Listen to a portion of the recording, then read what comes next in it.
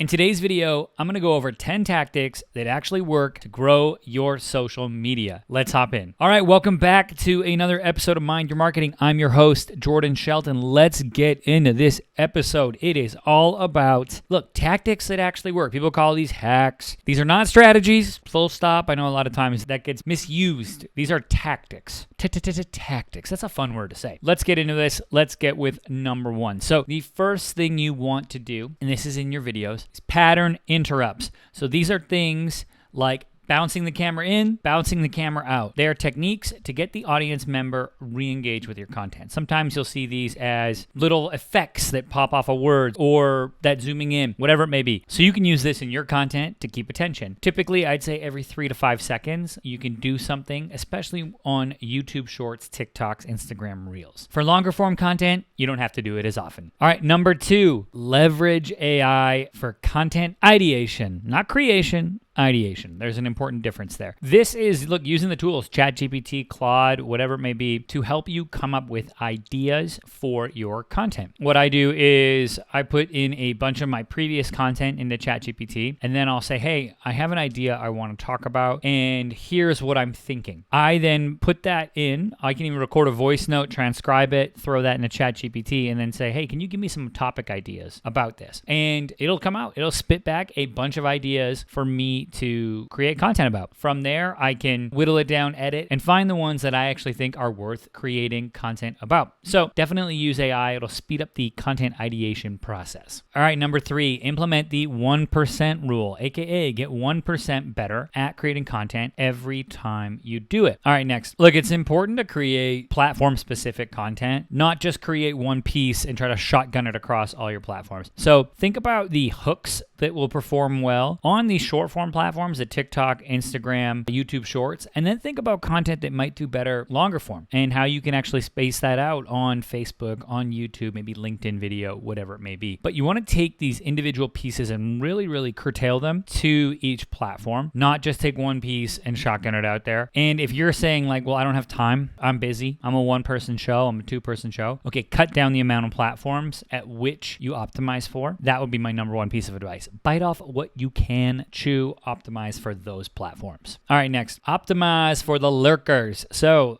social media is full of people who never post, never like anything, but they are on there for hours a day consuming content. They want to consume content like yours, like mine, like other creators and businesses out there. Okay, why should we optimize for them in the first place? Well, there's this thing called dwell time in the social media algorithm. These platforms will actually weigh the importance of your content and how engaging it is by how long a user hovers on it. So they might not like it for fear of judgment, or they don't want to comment because, they don't really want to engage and go back and forth. They want to stay anonymous, but they want to watch the video through its entirety, or they want to read the entire Twitter thread, or they want to go and slide through the carousel post and really see what's going on. So when you create content that's a little bit more engaging, things that people can come back to, you're going to increase the dwell time, and that will optimize for the lurkers. Holy, that's a mouthful. Basically, create content people want to read and people want to watch, and regardless if they like or comment, it's going to help you out with increased impressions and overall distribution of the content.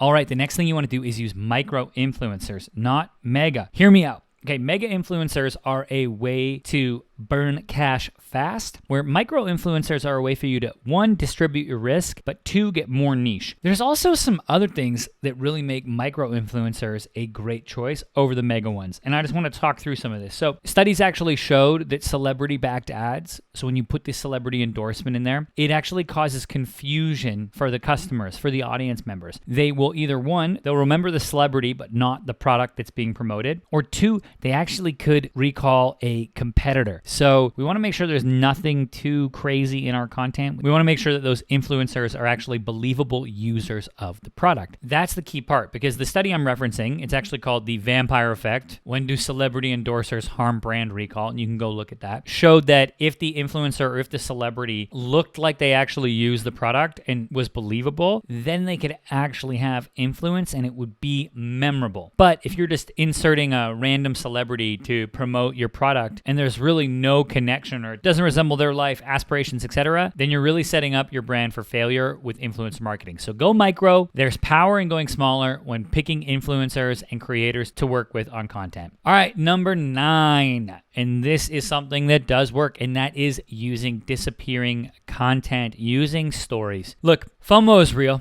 I get it. You get it. We all get it. And stories are the one thing that we don't want to miss out on because we know they're going to disappear. Now, this is really a two-sided coin because, what coin isn't two-sided? But there's really two sides to this. And the first being one, you can leverage FOMO, you can create content, you can experiment with it. 2, it can be a resource drain for stuff that's only there for 24 hours. So if you got the resources, you got the team, and you can create story content, definitely do it. One of the things I like to do too is maybe take your reels or take content that you've created for short form, and in the editing process, make another cut that's for stories. So just think about that kind of in that content repurposing, that you can go and tell that story with a piece of content, but do so in the stories tab of places like Instagram. All right, and number 10 for a tactic that actually works.